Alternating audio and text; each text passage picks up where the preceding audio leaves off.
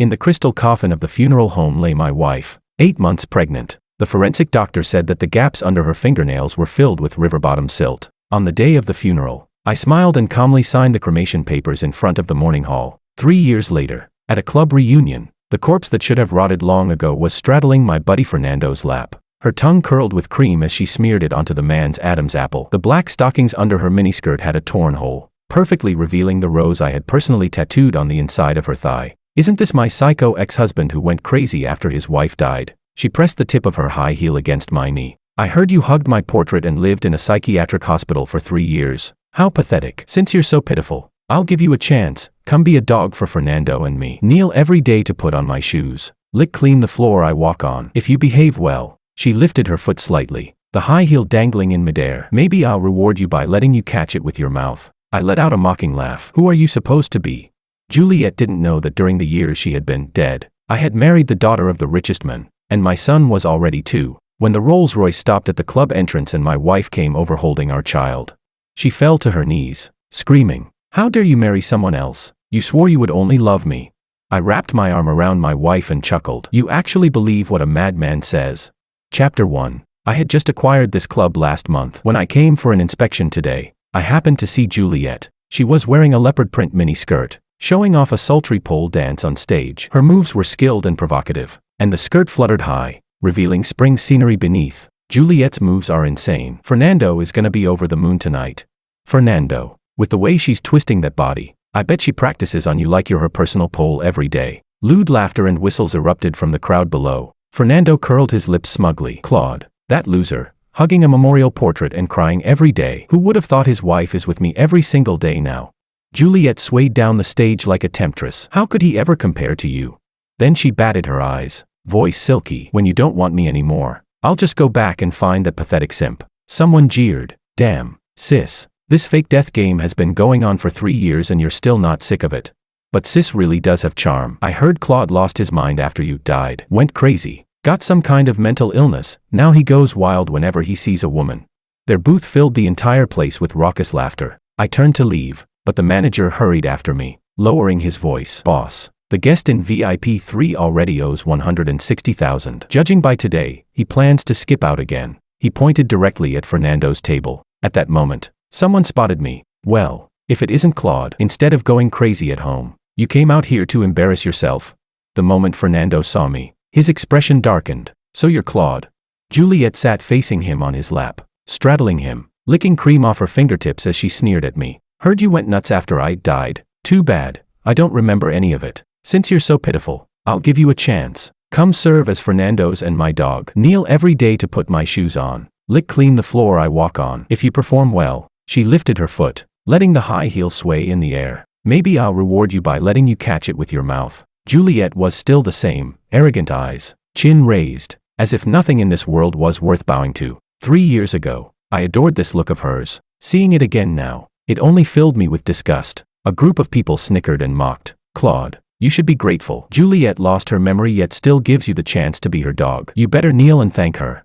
Yeah, look at you, 3 years of living worse than a person. Becoming a mental case. Sis isn't even disgusted by you. If you agree, at least you'll have something to eat. Better than being a beggar like you are now. Fernando wrapped an arm around Juliet's waist, kneading her as greedily. He grinned at me. Claude, we were best bros. Helping you take care of your wife was the least I could do. But now, he intentionally kissed Juliet's neck. Your wife loves my style. So why don't you start by pouring us tea and serving us? Serving us is already doing him a favor. If I wanted, he'd jump off a building without complaint. Looking at the two of them, I couldn't help but laugh. One used to be my best friend. The other used to be my beloved wife. One who'd once helped me generously when my career collapsed. The other who dashed into a burning building to save me. Her arm burned, still bearing the bite mark I left when she forced me to stay conscious. Yet the sight of them now, fingers interlaced, was more scalding than the flames that once surrounded me. I lowered my gaze and asked coldly, and who might you be? I came today to ask when all of you plan to pay back what you owe the club. Chapter 2. Motherfucker. You think this club belongs to you? The booth burst into laughter. So what if we're running a tab? I'll pay whenever the hell I feel like it. Who the fuck do you think you are? Juliet leaned close against Fernando, grabbed a glass of alcohol, and poured it straight over my head. Claude, did you really think pretending to be the owner of this club would make me look at you differently? She turned to Fernando, lifting her red lips. Honey, Isn't he just a delusional toad dreaming of eating swan meat? Fernando brushed a kiss against her lips. Baby. He's not even a toad now, more like a guard dog at best. The manager beside me tried to speak, but I stopped him. Slowly, I raised my left hand. The wedding ring on my fourth finger gleamed coldly under the lights. Juliet. Look closely. I'm married. Married. She suddenly burst into shrill laughter. Claude, do you even know who owns this club? He's the precious son-in-law of the richest family, by seniority that makes him Fernando's uncle. And a nobody like you dares pretend to be some rich young master, believe it or not. A wave of disgust twisted in my chest. I didn't even know since when I had gained a good nephew like Fernando. Seeing my momentary distraction, Juliet snatched the ring right off my hand. Pain knotted my brows, and just as I opened my mouth, her voice cut in, dripping with mockery. This cheap plastic ring, the kind you can buy 3 for $10 at a night market, and you dare pretend you're the richest family's son-in-law. I wouldn't touch it even if it were free. You're really out of your damn mind with poverty, aren't you? The crowd erupted in even louder laughter. She casually tossed my ring into the wine bucket before her, completely fearless. My fists tightened. That ring was handcrafted for me by my wife using the Oppenheimer blue diamond, small as it looked. It was worth tens of millions. Facing their ridicule, I snapped. I'm not pretending. The ring is real. The words barely left my mouth when Fernando hurled a wine bottle at me. Blood streamed down my face in bright red trails. For a bit of pride, you could pretend to be anything, but you chose to pretend to be my uncle. Look at you, dressed like a damn bum claiming to be the richest family's son-in-law. That's comedy gold. Juliet, watching the blood pour down my face, had a flicker of distress cross her eyes. Before she jumped into the river, we had been as inseparable as conjoined twins. That summer, we visited a small seaside town. She insisted we wake at 4 in the morning to watch the sunrise at the lighthouse. They say wishes made here really come true. She leaned against my shoulder, the sea breeze messing up her hair. What wish did you make? I asked. She shook her head mysteriously. If I tell you, it won't come true. Until I sorted through her belongings after her death, I hadn't known. Behind our wedding photo, she had hidden a lighthouse postcard. On the back, it said, I want to love Claude until our hair turns white. In that moment, my vision blurred with tears. Someone suddenly kicked me hard from behind, dragging me out of my memories and back into reality with a surge of pain. Juliet slapped me several times, looking down at me from above. Stop acting crazy. There's 100,000 in this card. Take the money and crawl back to your rented apartment. I abruptly lifted my gaze. You still owe 60,000. Fernando scoffed. You've been acting insane for too long. You forgot how normal people behave. Juliet is giving you money. Get lost already. I swallowed, the metallic taste rising in my throat. Not a cent less than 160,000. That's what you owe the club. She stared at me, disbelief flooding her face, unease flickering beneath. The bystanders who came to watch the drama laughed hysterically. This lunatic still thinks he's the richest family's son-in-law. The thugs watching nearby laughed so hard they slapped their thighs. I've seen shameless beggars, but never someone this desperate for debt collection. Shit, did you pawn your underwear too? Chapter 3. The club manager was breaking into a cold sweat. He hurried over to help me up, but I signaled for him to stay silent. I extended my hand, staring straight at Juliet. The money and the ring. She glared at me, flustered. Isn't the money in the card enough for you to buy a real ring? I didn't understand where her emotions were coming from. Wiping the blood off my face with one sweep, I spoke with stubborn insistence. You owe the club money, not a cent less. And my ring, you're returning it. Juliet raised a brow, smirking as she pushed a bucket of high-proof liquor toward me. Your ring is in there. I reached for it, but she slapped my hand away. You want it? Drink the whole bucket. Fernando chimed in from the side, amused. Claude, drink it and I'll even add 60,000 for you. Not a bad deal, right? Juliet knew perfectly well that alcohol would send me into anaphylactic shock. In the past, whenever Fernando tried to force drinks on me at the table, she would always step in front of me, small figure trembling, eyes red. He can't drink. I'll drink for him. Cup after cup. She shielded me. Now, she was still the same person, but she stood in the shadows, cold-eyed, watching as Fernando gripped my jaw and forced the entire bucket of liquor down my throat. The alcohol burned through my esophagus. My vision blurred, but I kept my eyes locked on her. My trembling fingers slid into my pocket. When the pen tip pierced my skin and blood mixed with spilled liquor, the sharp pain forced me awake. I needed to watch the very last drop go down, because the bottom of that bucket held what I treasured most. I shoved Fernando's hand aside, reached into the bucket, retrieved the ring, and carefully wiped it clean with my sleeve before putting it back on. Juliet suddenly grabbed my hand like a madwoman. What the hell is so precious about that stupid ring? I frowned and said coldly, let go. She glared, teeth clenched. You still need 60,000, right? 1 week from now. Come to XX Hotel to get it. If you don't come, You're a coward. I stared at them with icy calm. I'll be there. Make sure the money is ready. The manager escorted me out of their booth. Once outside, my body gave out and I leaned heavily against the wall. Fernando's buddies suddenly grew nervous. Claude is so stubborn. What if he really is the richest family's son-in-law? I saw the manager sticking to him the whole time. And Juliet, didn't you swear he'd guard your grave forever and never remarry? What if you overplayed your hand? Juliet snorted coldly. He's acting. Look at that broke-ass outfit. You think a billionaire's son-in-law wears a 50-yuan t-shirt? She exhaled a smoke ring, tapping her high heel against the floor with a rhythmic click. Just can't stand seeing me and Fernando in love. Suddenly, she grinned, baring her teeth. When we get married, I'll walk up to him, shed 2 tears, and say, actually, I loved you. She inhaled deeply, then crushed the cigarette out on the booth. You think that lunatic wouldn't drop to all fours and play dog for us on the spot? Fernando's friends roared with laughter. Sis, you're amazing. You've got Fernando wrapped around your finger, and that simp still panting after you.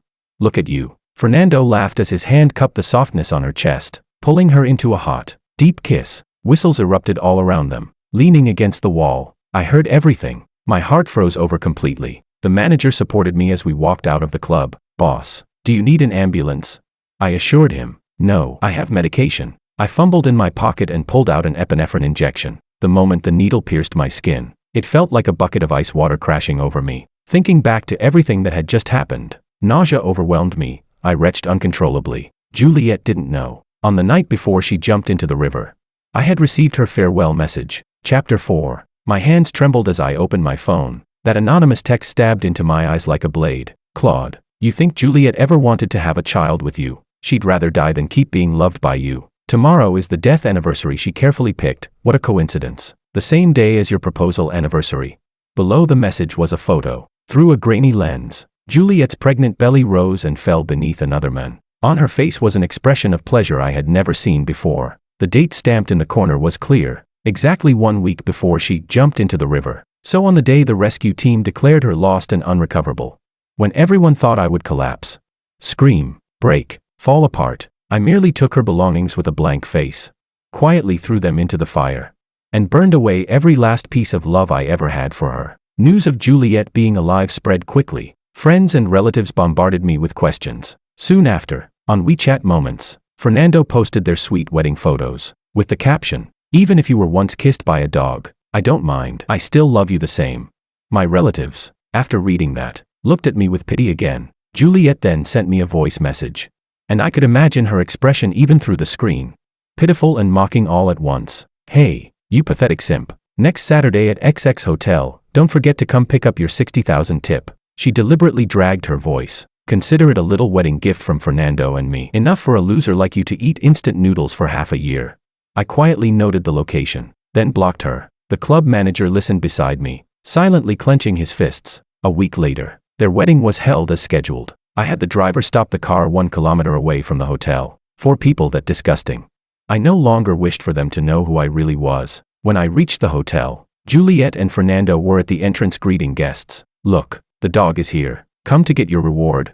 I ignored the insult. "Give me the money. I'll leave now." Juliet scoffed. "You think the reward is that easy to get? Kneel down and kowtow 3 times. Then maybe I'll consider giving it to you." I stared at her coldly, eyes sharp as blades. She faltered, turning her head away. Suddenly, Fernando kicked me hard behind the knees. I collapsed onto the ground, kneecaps slamming against the marble floor with a heavy crack. His groomsmen swarmed in, dragging me like a dead dog to the doorway. One grabbed my hair and smashed my forehead into the ground. Crack! A burst of red exploded across my vision. Crack! Warm liquid slid down my brow into my eyes. Crack! I heard the guests gasp, and the sound of bone fracturing. Enduring the sharp agony, I forced myself upright. "Juliet, give me the money." Juliet ripped off her veil, her blood-red nails practically jabbing into my face. "Claude, is this all you amount to? Losing your fucking dignity over 60,000? Her voice was shrill like glass scraping against metal. "I told you I lost my memory, and you still kept acting like some tragic lover. And now look at you, switching careers to be a beggar." Fernando wrapped an arm around her waist and let out a mocking laugh loud enough for me to hear clearly. "Baby, you still don't get it." He stepped on my fingers, the ones barely supporting me on the ground. "This rabid dog can't get over you. Heard he went insane when he thought you died. Now seeing you get married, he's about to lose it again." His spit sprayed across my face as he sneered. "Why don't you kneel and bark for us? Maybe I'll have the mercy to toss you a piece of wedding candy. I lifted my head through the blur of blood in my vision. His gloomy face came into focus. Juliet leaned in quietly, her fingertips brushing the blood on my cheek. Making such a big scene, is it just to make me feel sorry for you?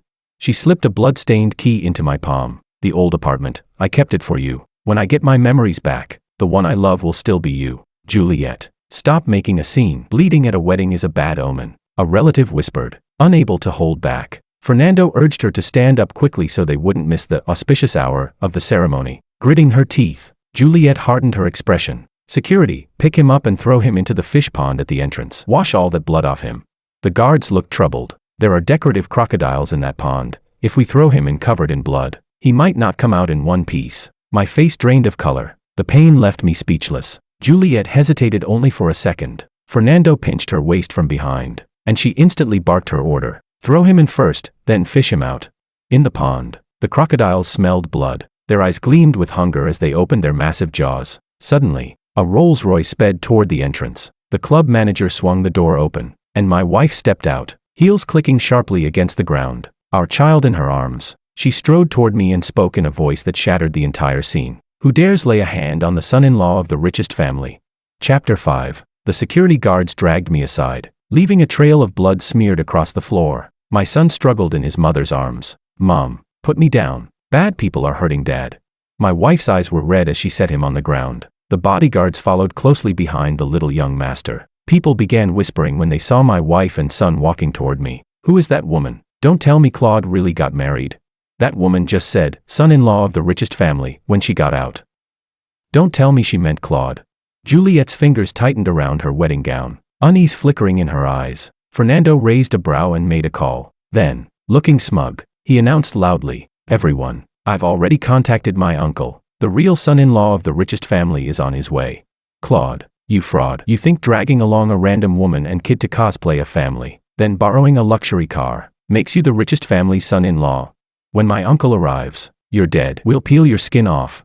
I lowered my head and let out a cold laugh. My wife wrapped her arms around me, her touch painfully gentle as she wiped the blood from my face. Then she looked up sharply at Juliet and Fernando. You shameless cheating couple. I want to see who exactly you've called over. Manager Wong, get the family doctor here. My husband needs a full examination. Hearing the command, the club manager ordered the bodyguards to form a protective circle around us before running off to fetch help. Juliet glanced at her watch. She snapped at the security guards, pull that woman and child away, and hurry up, throw him into the fish pond. If he isn't clean, don't fish him out.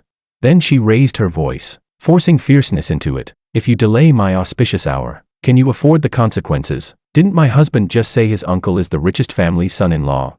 The guards, terrified, quickly lifted me up toward the crocodile pond. My wife gave a single gesture, and the bodyguards instantly subdued the security guards. I dare any of you to try. Fernando scoffed and signaled his groomsmen. They rushed from behind. The front bodyguards were still holding down the security guards and didn't notice the ambush. By the time they realized, I was already hoisted up, inches away from the crocodiles. Still, I felt no fear. I looked at the groomsmen and said calmly, how much longer are you planning to let yourselves be used? Did it never occur to you, what if I really am the son-in-law of the richest family? If you throw me in, what happens to you afterward? Thought about that?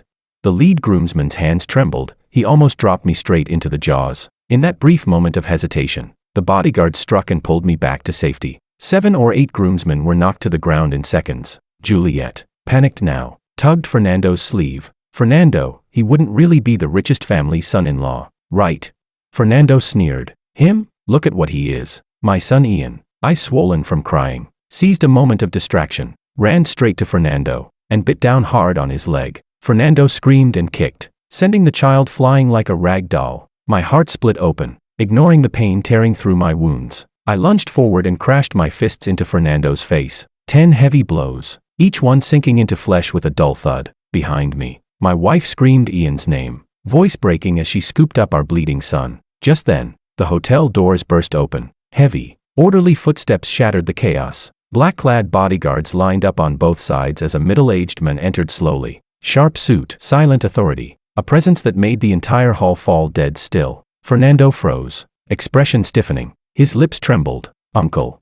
The men didn't spare him even a glance. He walked straight toward me, and under everyone's disbelieving eyes, he bowed deeply. Young master, Forgive me. I was delayed on the way. Juliet's wedding gown rustled violently as she stumbled backward, her high heel snapping with a loud crack. I wiped the blood from my face and lowered my gaze to Ian, who had fainted in my arms. Softly, I said, "Uncle Morales, take care of the young master and my wife." My wife suddenly grabbed my arm, her nails digging into my skin. Following her furious gaze, Fernando was dragging himself toward the side door, leaving a long smear of blood behind him, trying to run. I laughed, stepping forward, the blood-stained leather of my shoe pressing down on his fingers. "Tell me, who were you waiting for again?" Chapter 6. Fernando's fingers cracked beneath my shoe, the sound sharp enough to make teeth ache. He screamed, lifting his head, his face drenched in blood and cold sweat. "Claude, who the hell are you?" His voice broke with pain. Juliet collapsed onto the floor beside him, panic twisting her expression. I pointed at the gash splitting my forehead and at my mangled fingers. "You think you're worthy of knowing who I am?" Fernando's eyes darkened. He spat at me. "You're nothing but trash."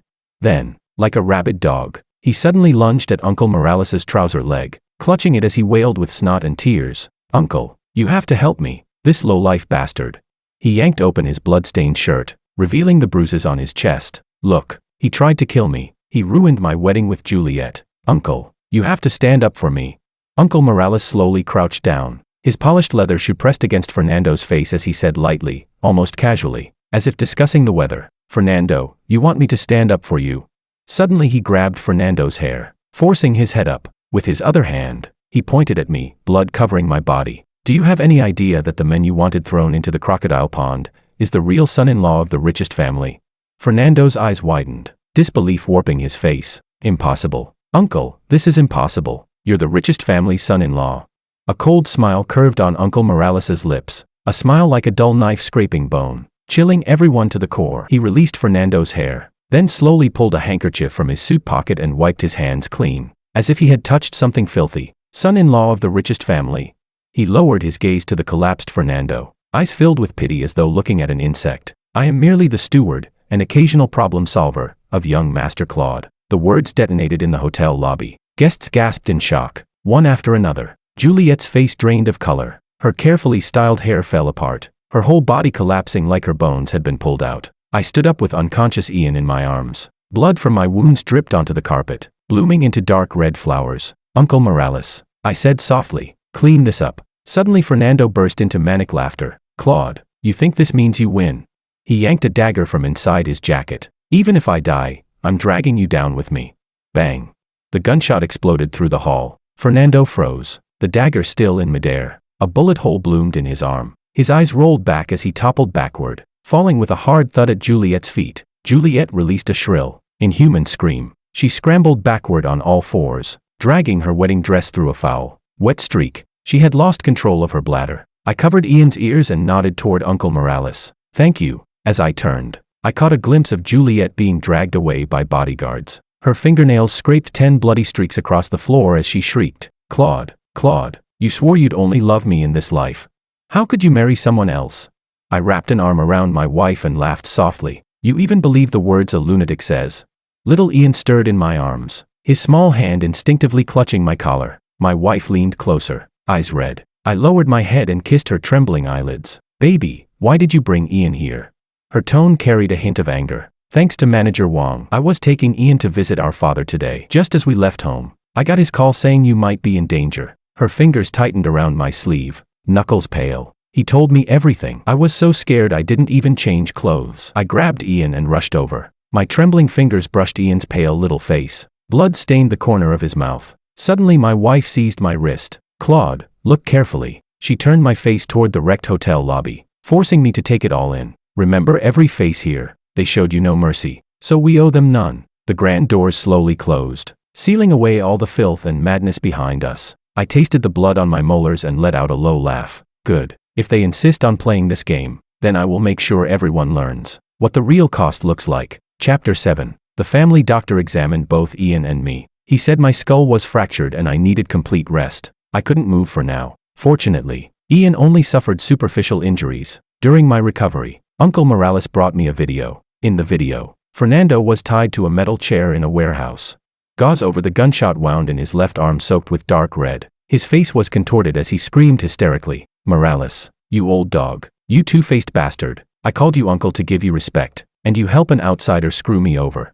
Uncle Morales's slap sliced through the air, each strike cracking like a whip. This slap is for disrespecting your elder. And this one, for using my name everywhere to scam and swagger around. The slaps grew heavier, blood mixed with broken teeth splattering onto the wall. Finally, he grabbed Fernando by the collar and lifted him up. His voice was soft enough to make the skin crawl. Now, we need to settle the debt you owe for touching our young master Claude. The camera shook violently. A metallic clang rang from off-screen. Fernando's curses stopped abruptly as a red-hot metal rod slid into view, molten droplets sizzling as they dripped near his crotch. I heard you enjoy kicking children. Uncle Morales's voice carried a chilling amusement. The shadow of the iron rod danced across Fernando's face. What a coincidence, our CEO just acquired the entire city's urology hospital. The video froze on the spreading, suspicious stain in Fernando's lap. Fernando shrieked like a wild dog whose tail had been crushed. His face streaked with tears and snot. Claude, Claude, my worthless little life isn't worth your trouble.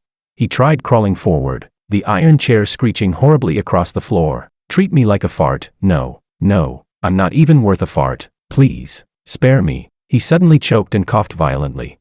Bloody foam dripping from his lips. I'll be your horse. I'll let young Master Ian ride me. Just please stop torturing me. Young Master, should we handle him now?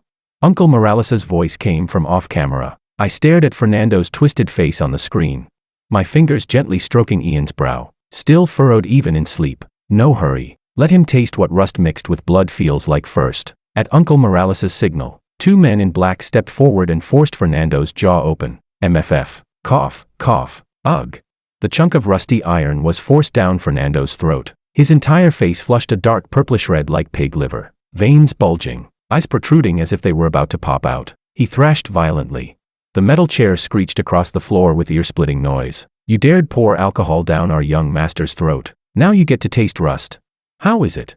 Uncle Morales leisurely wiped his fingers. If you knew it would come to this, why push your luck?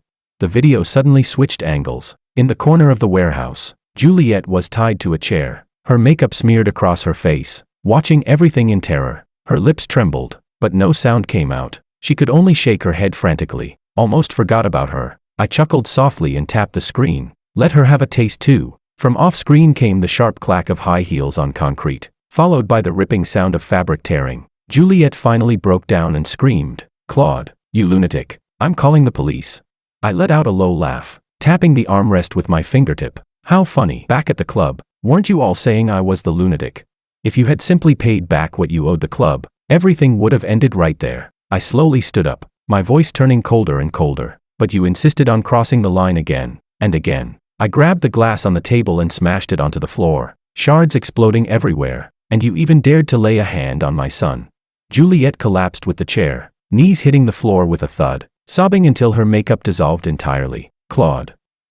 Claude, I was wrong. I was really wrong. Her trembling fingers clawed at the edge of the screen, desperately trying to pull the video toward her. I've always loved you. It was all Fernando, that beast. He forced me to fake my death and lie to you. You have to believe me.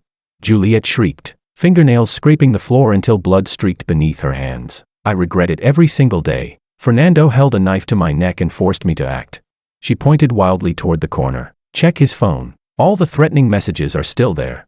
Chapter 8. Uncle Morales immediately had someone bring Fernando's phone to me. I unlocked the screen, and the truth was laid bare before my eyes. That farewell text that once drove me into hell turned out to be written by that bastard. I scrolled through those horrifying chat logs, each message stabbing straight into my heart like a knife. All these years, Fernando had been manipulating Juliet, as if he were training a dog on a leash. 8 tonight, same place. If you dare tell Claude, I'll leak his company accounts. Tomorrow find an excuse to pick a fight with Claude. I want to see him suffer. Remember to record his reaction when he gets the death notice. I want to keep it. The latest message was from the night before at the club. Tomorrow, when all my guys are here, you better behave. Otherwise, I'll have Claude thrown into a cement mixer. The phone in my hand creaked under the pressure, as if it couldn't bear the weight of it all. So the person I cherished in my palms all these years had been nothing more than a puppet on strings. Forced by threats to my life, she'd acted out one cruel scene after another. On the screen, Juliet burst into sobs.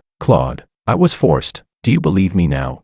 I really love you. In the video, Juliet covered her face, breaking down, tears leaking through her fingers. Now you finally understand. Every time I left you, it was because I had no choice. Her voice suddenly fractured. Claude. I truly loved you. Juliet suddenly ripped open her collar, revealing the hideous scar across her lower abdomen. Her voice hoarse like sandpaper scraping. Back then, I was pregnant with your child.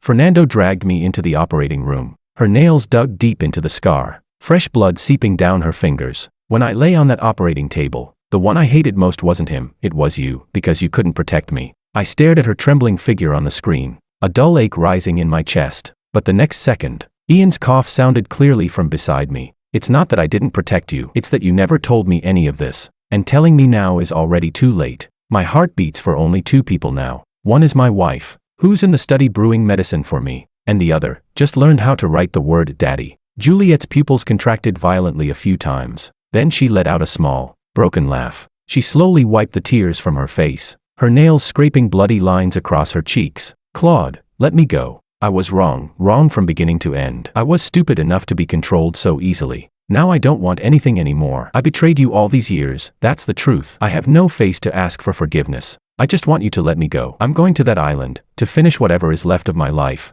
I didn't respond, only gestured lightly to Uncle Morales to let her leave. Uncle Morales ordered his men to remove her restraints and drape a coat over her. Juliet staggered to her feet, but the coat slipped from her shoulders, like a shattered shell falling away. From outside came the sound of a car horn. A black sedan waited in the curtain of rain. At the doorway, Juliet suddenly turned back. Claude. She reached a trembling hand toward the screen.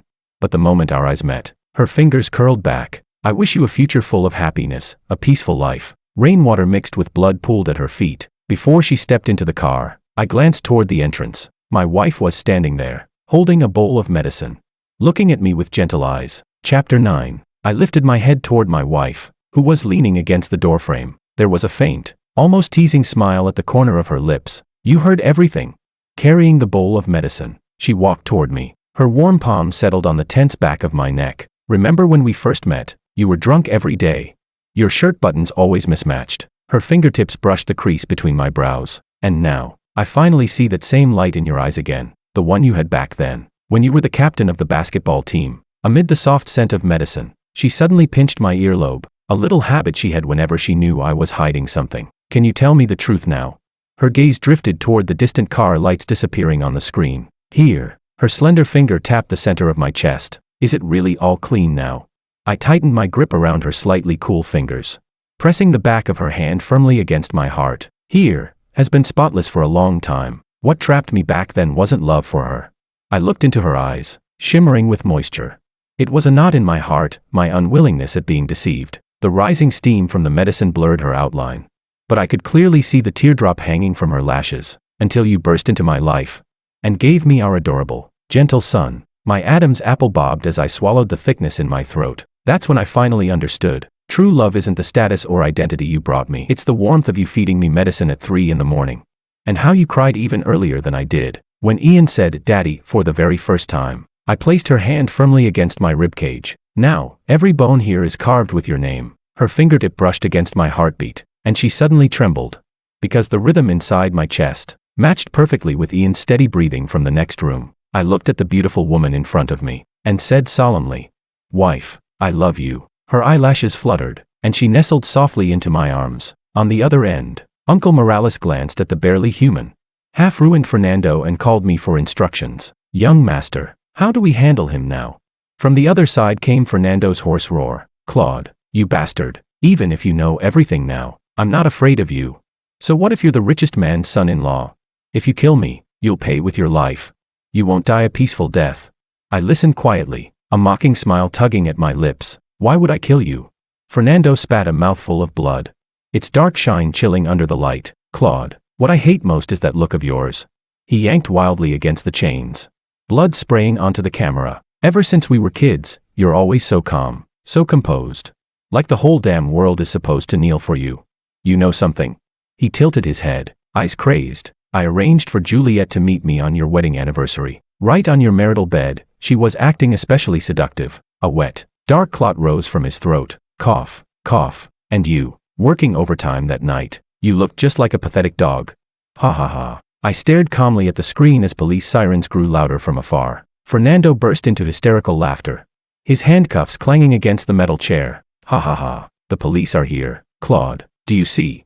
This is retribution.